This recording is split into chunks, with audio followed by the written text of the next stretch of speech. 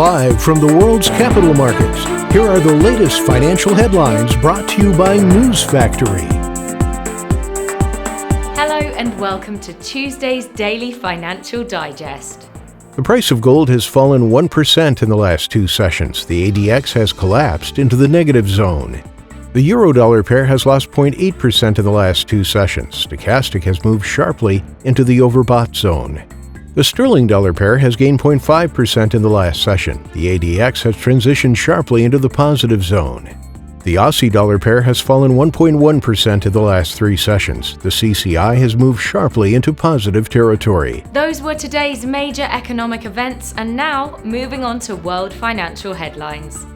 U.S. stocks set a course for new record highs as blowout economic data increased investor risk appetite while putting bonds under pressure on worries the Federal Reserve could start raising interest rates.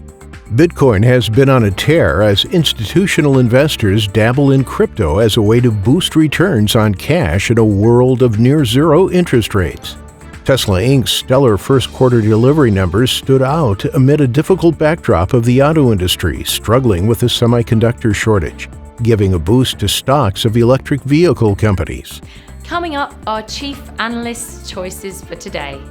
The Eurozone's unemployment rate will be released at 900 GMT, Australia's RBA interest rate decision at 4:30 GMT, the U.S. Red Book Index at 12:55 GMT. Spain's unemployment change will be released at 700 GMT, Japan's JP foreign reserves at 2350 GMT, Australia's RBA rate statement at 4:30 GMT. We hope that you've enjoyed Tuesday's financial report. On behalf of all of us here, we wish you a productive trading day. Be sure to join us tomorrow morning for the latest news and events from the financial markets.